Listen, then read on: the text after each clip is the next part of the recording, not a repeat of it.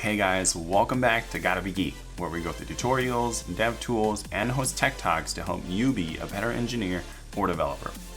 And in today's video, I want to talk about the recently released JavaScript runtime known as Deno, which has been created by none other than Ryan Dahl himself, the creator of NodeJS. One of the big things we'll go over is whether or not Deno is meant to be a replacement of NodeJS and phase it out over time. And we'll go over the differences that set Deno and NodeJS apart to help you make an educated and informed decision on whether NodeJS or Deno are the right choice for you.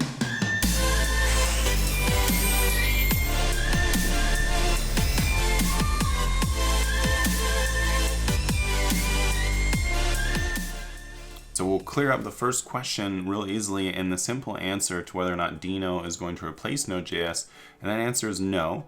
You can probably think of Deno as more of a complementary evolution of Node.js, where Ryan has wanted to fix a few things that he would have liked to in Node.js. So I definitely don't think Node.js is going away for quite some time, but there are definitely some key differences that may make you choose one over the other. So we'll go over those and so that you can decide which one you want to use. So the first difference we're going to go over between Deno and Node.js is that Deno is trying to bring a bit more security to the table. And the way they're doing this is by implementing these flags that you use when you run different Deno applications. Some of the kind of big ones that you may notice are network access and file system access. So if we create a Deno application, you'll see here that if it's an application that's going to make a web request as an example, if we don't supply the allow net flag, then that application is going to fail. But once we supply that flag, then it gives the application permission to be able to make web requests, and then everything works from there. Similarly, with the file system access flag, if you don't supply that and you try to use a package or something that you would try and read a file or write a file to the system, it's going to fail as well, and once you supply the flag, it works. So it's a really neat change to see that they've tried to keep security in mind with Deno and allowing you to specify scoped access per run and per application so that you can rest assured that an application is really only doing what it was intended to be doing. Now, one of the biggest ones I think that people will probably notice is the difference between how you get packages. So, Node.js and NPM have been kind of synonymous with each other, where if you needed a third-party package, NPM was the place that you would search to get those packages, and you had a package.json file, and you defined out the different projects or packages that you wanted and whatnot. And now it's all done via URL, and you import things with native ES6 imports rather than having to use requires that you might have done in the past, which is actually really neat. The only thing I would say that is a bit of a downside to this is, in my experience, trying to run through this and create an application to kind of get the feel of what developing with Deno would be like, is I found that it was not quite as intuitive, and it might just be because things are new and different, but it didn't feel quite as intuitive to find or know where to find a package, because now you can essentially import a package from anywhere. While Deno does have some packages on, as you can see in the example here, this deno.land URL, there are some packages that Deno kind of supports, third-party ones that it supports kind of more out of the box, you could say. If you go to their site, you can search for them.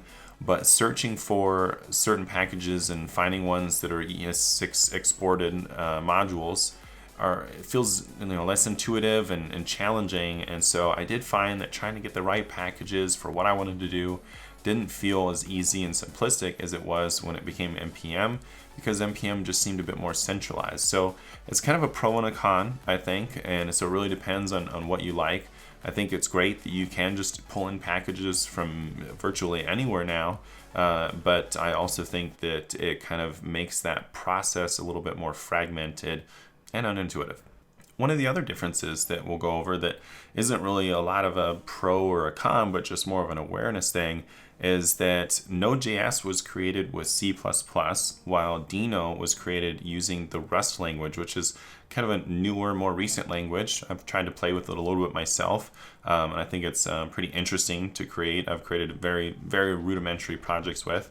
But I'm not going to get too much into the differences between, or the pros and cons between Rust and C++, but just as an awareness that you know that they've been developed using different languages. Probably one of my favorite things about Deno is that it supports TypeScript right out of the box. So as a huge advocate for TypeScript, if you hadn't noticed in any of my previous videos where we did some tutorials going through moving from JavaScript to TypeScript using different bundlers like Webpack and Parcel.js. So it's nice that, again, you don't need the bundlers for that, and Deno just happens to do that, and it can run the TypeScript, transpile it for you, and bundle it, which is really neat. The last change I'm going to go over between Deno and Node.js is the inclusion of the window object. And so in the past, with Node.js projects, if you wanted to make web requests, if you were doing something in the browser, you'd be able to use the native fetch API to make your web requests. But if you were creating an application using Node.js that wasn't running in the browser, you would need to find an alternative source to be able to make your web requests. A lot of times people would use something like Axios. And so it's really neat now that you kind of have that seamless experience now where it feels like even if you're not developing something in the browser that's going to run in the browser, you have access to all those same things because the window object provided a lot of the kind of core features of JavaScript. So it's really neat to see that kind of being brought in to the Deno environment so that you can do everything that you would have done in the browser, you can now do even if you're not running something specifically in the browser. Now, one of the things that I wanted to point out that if you probably hadn't noticed in this video is yet again, for probably the 5th or 6th time, I've changed the configuration around and where the camera is in my studio. So hopefully you like it. I was watching my videos back and I wasn't feeling the connection between us, and I feel it now. I feel like you and me right now. We're connecting. So hopefully you feel like we're connecting. And let me know what you think in the comment section below. If you like it, I'm probably going to stick with this hopefully going forward. And of course, I'll still have the other camera for kind of looking at me when I'm in front of the computer screen and doing the tutorials, and you'll kind of see that. So you see me in the corner and for those before. But outside of that, I think this is going to be a good setup going forward. If you also hadn't noticed, I was able to get a haircut to cover up the use of the hat that I had been using in some of my previous videos because finally barbershops opened up here because Washington is luckily now in my area is now in phase 2 of our reopening process. So that was good. And while this is it for me, I don't think it's it for you because you still have a job to do. And I think that's going down there and hitting that like button. And if you haven't subscribed, consider subscribing so that you can watch more videos like this from me in the future. I will see you guys in the next one.